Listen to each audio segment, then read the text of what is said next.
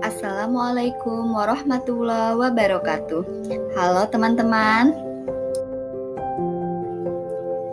sudah pada tahu belum bagaimana sih tahap pengelolaan limbah medis di fasilitas pelayanan kesehatan dan bagaimana dampak jika limbah medis tidak dikelola dengan baik? Untuk lebih jelasnya, mari kita simak video berikut ini. Pengelolaan limbah medis di fasilitas pelayanan kesehatan mengacu kepada Peraturan Menteri Lingkungan Hidup dan Kehutanan Nomor 56 Tahun 2015 tentang tata cara dan persyaratan teknis pengelolaan limbah B3 dari fasilitas pelayanan kesehatan dan Peraturan Pemerintah Nomor 101 Tahun 2014 tentang pengelolaan limbah B3. Limbah adalah sisa suatu usaha atau kegiatan. Limbah harus dilakukan pengelolaan dengan baik dan benar agar tidak menimbulkan masalah di lingkungan. Tahap pengelolaan limbah sendiri merupakan rangkaian kegiatan yang mencakup pengurangan limbah, pemilahan dan pewadahan, pengumpulan dan penyimpanan, pengangkutan, pemanfaatan, pengolahan dan penimbunan limbah menggunakan cara yang benar, serta memperhatikan aspek kesehatan, ekonomis, dan pelestarian lingkungan.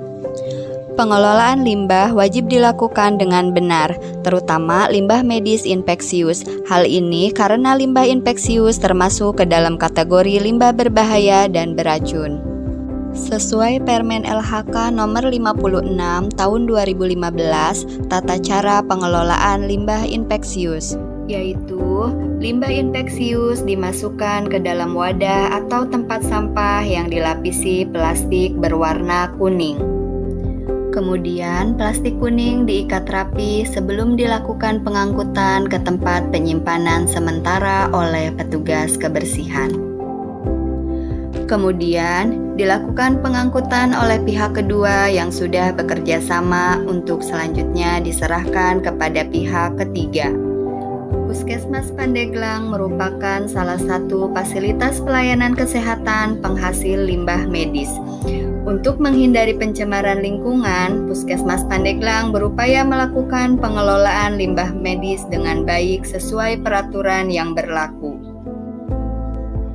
Kebayangkan jika kita hidup berdampingan dengan limbah yang tidak dikelola dengan baik. Betapa berbahaya dan mengerikannya bagi pasien, keluarga pasien, petugas kebersihan, petugas kesehatan, maupun masyarakat sekitar.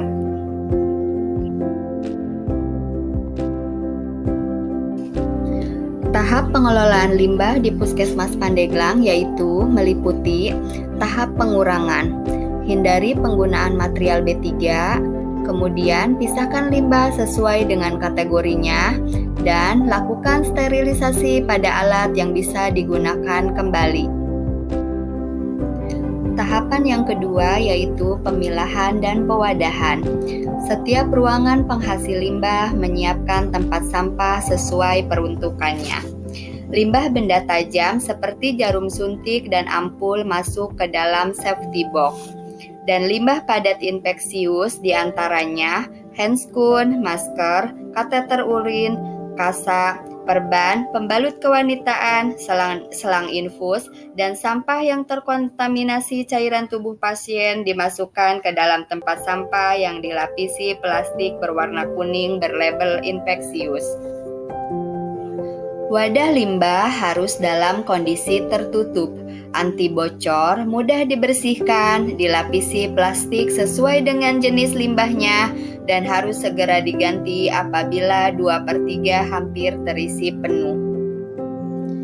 Pada proses pemilahan ini menjadi penting, karena ketika proses pemilahan tidak benar akan menjadi masalah di akhir proses pengelolaan limbah.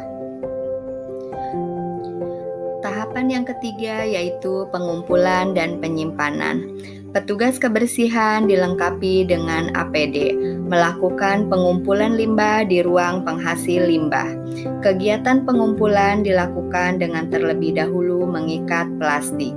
Yang perlu diperhatikan adalah Petugas kebersihan tidak diperkenankan mengikat plastik dengan model tali kelinci, melainkan menali wadah dengan memutar ujung atas plastik untuk membentuk kepang tunggal. Kemudian dilakukan penyimpanan di TPS.